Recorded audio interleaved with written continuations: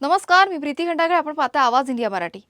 मराठा नेते मनोज जरांगे पाटील यांच्या आगामी आंदोलनावर ओबीसी नेते लक्ष्मण हाके यांनी टीका केली आहे. मराठा समाजाला ओबीसी प्रवर्गात स्थान देण्याच्या निर्णयामुळे ओबीसी समाजात नाराजी निर्माण होत असल्याचा दावा त्यांनी केलाय. ओबीसींच्या हक्कासाठी आवाज उठवण्यासाठी लवकरच राजकीय पक्ष स्थापन करण्याचे संकेतही लक्ष्मण हाके यांनी दिलेत आणि त्यांच्याशी बातचीत केली आहे आमचे प्रतिनिधी संतोष मोरे यांनी. पाहूयात. मराठा आंदोलक मनोज जरांगे पाटील 28 ऑगस्ट पासून पुन्हा आंदोलनाची हाक दिलेली आहे. आपल्यासोबत आहे ओबीसी नेते लक्ष्मण हाके. 28 ऑगस्ट पासून पुन्हा मनोज जरांगे पाटील आंदोलनासाठी उतरणार आहे. ओबीसी नेते म्हणून तुमची पहिली प्रतिक्रिया काय असणार आहे? हे बघा, मनोज जरांगेंनी बेकायदा मागण्या आता सोडून द्याव्यात. मनोज जरांगेंनी गुलाल किती वेळा उधळला.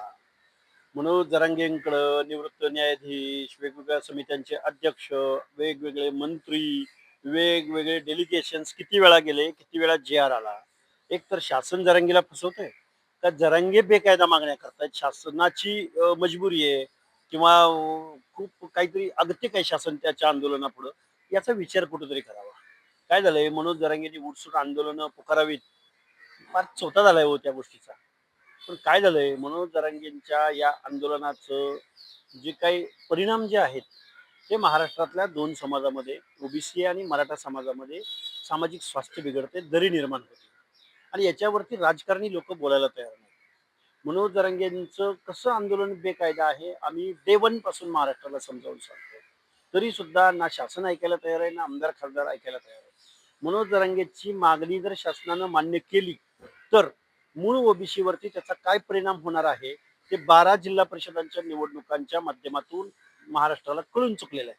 त्यामुळे ओबीसीचा आंदोलक म्हणून महाराष्ट्रामध्ये मनोज जरांगेंची मागणी कशी बेकायदेशीर आहे हे माझं काम ओबीसीच्या सब कमिटीला समजावून सांगणं असेल, महाराष्ट्र गव्हर्नमेंटला समजावून सांगणं असेल, महाराष्ट्रातल्या ओबीसींना समजावून सांगणं असेल, ते आम्ही काम करू.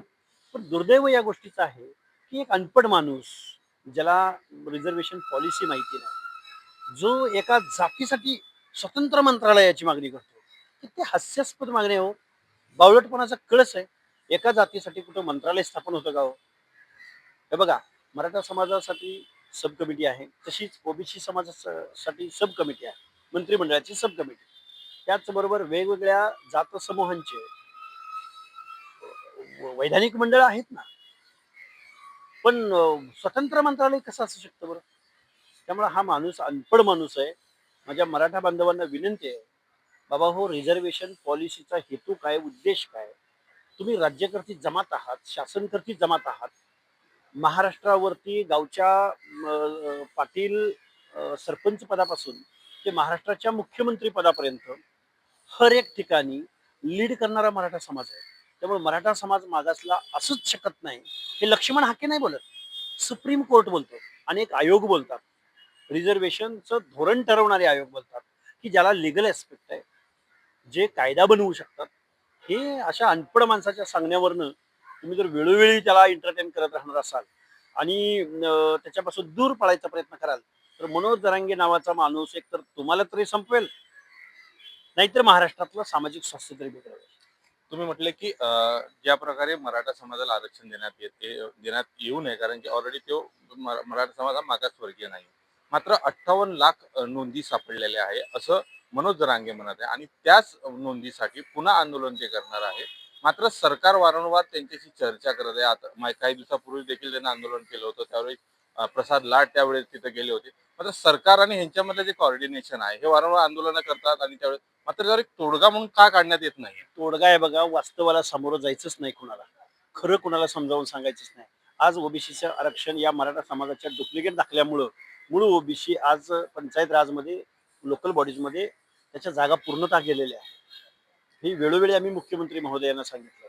प्रश्न उरतो कसा, की 58 लाख नोंदी कशाच्या नोंदी आहेत त्या? रेव्हेन्यूच्या, म्हणजे फार्मर्सच्या नोंदी आहेत. शेतकऱ्याची नोंद सापडली म्हणजे तो ओबीसी. हे कुणी सांगितलं? ओबीसी ठरवण्यासाठी इथं आयोग आहे, मंडल आयोगानं 1990 पासून 1994, म्हणजे खरं तर तो 1980 मधला तो मंडल आयोग आहे. इम्प्लिमेंट झाला 90ला आणि लागू झाला, पर्क्युलेट झाला 1994ला, कायद्यात रूपांतरित झाला. त्या प्रोसेसमध्ये अभ्यास केला गेला ना त्या आयोगांकडून. त्यामुळं हैदराबाद गॅजेट लागू करा, मग हैदराबाद गॅजेटमध्ये शेतकऱ्याची नोंद किंवा फार्मर्सची नोंद जैन, मारवाडी, ब्राह्मण, मग वेगवेगळे जे विजयंती अ ब प्रवर्गातले काही जाती आहेत त्यांच्या तर नोंदी SC ST मध्ये आहेत. मग त्या नोंदीनुसार त्यांना ते आरक्षण मिळणार आहे का? हैदराबाद गॅजेटचा आणि मंडल आयोगाचा किंवा ओबीसी आरक्षणाचा संबंध काय आहे? मनोज जरांगेची तेवढी कुवत नाही, लायकीच नाही की त्याने याच्यावरती उत्तर द्यावं. पण मराठा समाजातले कोण तज्ज्ञ मंडळी असतील, विचारवंत मंडळी असतील, निवृत्त न्यायाधीश असतील, त्यांनी एकदा आमच्या समोर यावं की लोकशाहीनं असं एक सकारात्मक दृष्टिकोन ठेवून, पॉझिटिव्ह डिस्क्रिमिनेशन डोळ्यासमोर ठेवून ही आरक्षणाची पॉलिसी अडॉप्ट केलेली आहे. हे ज्या दिवशी माझ्या मराठा बांधवांच्या लोकांना कळेल त्या दिवशी मनोज जरांगेला खड्यासारखं बाजूला करतील हे लोक. तुम्ही ओबीसी नेते आहात, मात्र तुमच्या जवळचे उपमुख्यमंत्री तुमच्या अतिशय जवळचे मानले जातात. ओबीसी समाजावर हा सातत्यानं जो होत आहे, जो अन्याय तुम्ही म्हणता की मराठा समाज आरक्षण देण्यात येत आहे, हे ओबीसी समाजावर कुठेतरी अन्याय आहे. मग सरकार यावर का मौन बाळगून आहे? नेमकं सरकार मग एका इकडे म्हणते की आम्ही ओबीसीचं सरकार आहे, मग अशा ठिकाणी एका इकडे ओबीसीला एका बाजूला करून आणखी तिकडून दुसरीकडे मनोज जरांगेला देखील सोबत ठेवणं, सरकार कुठेतरी दोन्ही बाजूला राहत काय आहे. आहे, मराठा समाज हा राज्यकर्ता समाज आहे. रुलर कास्ट म्हणून न्यायालयानं वेळोवेळी म्हटलं गेलेलं आहे. राजकारणावरती वरचष्मा मराठा समाजाचा असल्यामुळं मनोज जरांगेच्या बेकायदा मागण्यांना शासनानं वास्तव सांगणं म्हणजे मराठा समाजाची नाराजी ओढवून घेणं असा एक समज सत्ताधाऱ्यांचा आहे. पण त्याच सत्ताधाऱ्यांना मी सांगेन की ह्याच मराठा समाजाचे आमदार ज्याला तुम्ही घाबरता, ज्या शासनकर्त्यांना तुम्ही घाबरता, त्यांना मतदान करणारा बेस वोटर हा ओबीसी आहे. त्यामुळं त्यांना कुणीतरी समजावून सांगण्याची आवश्यकता आहे. मांजराच्या गळ्यात घंटा बांधायची कुणी, हा खरं तर प्रश्न आहे. त्यामुळे मनोज जरांगेला जर सातत्यानं आंदोलन करत राहिला, मला वाटतं महाराष्ट्रातलं सामाजिक स्वास्थ्य बिघडत राहील, एवढं मी जबाबदारीनं सांगतो. तरुणांचं एक मोठं आंदोलन काही दिवसापूर्वी दिल्लीत उभं राहिलं होतं पेपरफुटी प्रकरणात. तुम्ही तरुणांचे नेते म्हणून ओळखले जातात ओबीसी मध्ये. खरंच कसं त्या आंदोलनाकडे तुमची काय भूमिका होती त्यावेळेस? हे बघा, नीटचा पेपर फुटीची मागणी आणि शिक्षण मंत्र्याचा राजीनामा मागणं इथपर्यंत ठीक आहे. पण सोशल मीडियावर पार्टी काढून परिवर्तन करता येत. परिवर्तन करायचं असेल तर बॅलेटमध्ये आपल्याला पर्याय द्यावा लागेल, ऑप्शन द्यावा लागेल आणि त्यासाठी ग्रासरूटला काम करावं लागेल. सोशल मीडियावरून जर आंदोलनं उभी राहिली, बघा आता आरक्षण हटाव आणि देश बचाव म्हणतायत, म्हणजे शेकडो वर्षाच्या स्पॅनमध्ये ज्या शूद्र अतिशूद्र लोकांना इथल्या निर्णय प्रक्रियेतून डावललं गेलं होतं, ज्यांचं शोषण केलं गेलं होतं, ज्यांचं माणुसकीचं जीवन नाकारलं होतं, त्या लोकांना मान सन्मानाची वागणूक आणि निर्णय प्रक्रियेत सामावून घेण्याची ही जी काही महाराष्ट्र शासनानं, भारत देशानं जी पॉलिसी आरक्षणाच्या माध्यमातून स्वीकारलेली आहे, तिला विरोध करणं म्हणजे 80% लोकांना विरोध करणं आहे. हे हे हे जर अशी आंदोलनं जर उभी राहायला लागली तर देशभरामध्ये अराजक निर्माण होईल आणि इथल्या शूद्रातिशूद्र लोकांना परत पूर्वीचे दिवस येतील.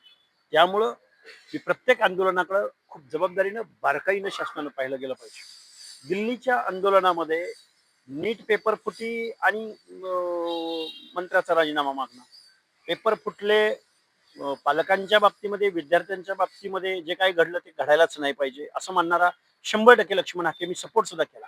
पण त्यानंतर ज्या काही गोष्टी समोर येत आहेत त्या पाहिल्या की मला असं वाटतंय की फक्त सोशल मीडियावर पार्टी काढून चालणार नाही, तर इथला केडर, इथला कार्यकर्ता, इथली सिस्टीम, इथली व्यवस्था, लोकशाही, वेगवेगळे इजम, शेतकरी, कामगार, कष्टकरी, दीनदलित, भटके ह्या लोकांना काहीतरी मिनिंग आहे, त्यांना मेन स्ट्रीम मध्ये आणण्यासाठी शासनानं काहीतरी धोरण राबवलंय, याचा अभ्यास सुद्धा झेंझिनी करावा असं माझं मत आहे. आता 28 तारखेपासून जे आंदोलन होणार आहे मनोज जरांगेचं, त्यानंतर तुमची भूमिका काय असणार आहे? तुमच्या ओबीसी समाजाची काय भूमिका आम्ही असणार आहे? आम्ही तुम्ही आम्ही काय त्या संदर्भात आम्ही रात्रंदिवस ओबीसी मध्ये जातोय, छोट्या मोठ्या सभा घेतोय, आम्ही आमचं संघटन उभं करतोय, आम्ही आता सामाजिक भूमिका घेत आहोत, वेळ पडली तर आम्ही राजकीय भूमिका सुद्धा घेणार आणि राजकीय भूमिका घेण्यासंदर्भात मी काही दिवसापूर्वी सुतोवाच केलेला आहे. त्या दृष्टिकोनातून आमची वाटचाल चालू आहे. म्हणजे आम्ही नवीन फक्त पक्ष, आंदोलनावर थांबणार नाही आहोत. म्हणजे तुम्ही ओबीसीचा नवीन एक पक्ष म्हणून निश्चित निश्चित निश्चित लोकशाहीमध्ये आम्हाला अधिकार आहे. आचार स्वातंत्र्य, विचार स्वातंत्र्य, संचार स्वातंत्र्य, मत मांडण्याचं स्वातंत्र्य, पक्ष काढण्याचं स्वातंत्र्य, बॅलेटमध्ये मतदारांना, ओबीसी क्राऊडला जोपर्यंत तुमच्या विचाराचा, तुमच्या प्रश्नावर काम करणारा लोकप्रतिनिधी जर आपल्याला भेटणार नसेल, तर आपण तोही ऑप्शन दिला पाहिजे, की ओबीसींना आम्ही समजावून सांगू. कालचं पावसाळी अधिवेशन झालं महाराष्ट्रामध्ये. 1 मिनिटाची चर्चा सुद्धा ओबीसींच्या प्रश्नावर महाराष्ट्राच्या विधानसभेमध्ये होऊ नये. मग आम्ही काय फक्त मत द्यायला जन्माला आलोय? आमचे प्रश्न सुटणार नसतील, आमच्या प्रश्नावर कोणी बोलणार नसेल, तर आम्हाला राजकीय पार्टी सुद्धा काढावी लागेल. एकंदरीत जर कुणीही राजकीय मुद्द्यांवर किंवा सामाजिक मुद्द्यावर जर ओबीसीच्या कोणी बोलत नसेल, तर आम्हाला आता राजकीय पार्टी आणि राजकीय भूमिका देखील घ्यावी लागेल असं मत लक्ष्मण हाके यांनी व्यक्त केलेलं आहे. कॅमेरामॅन संतोष डिसलेसह संतोष मोरे, मुंबई.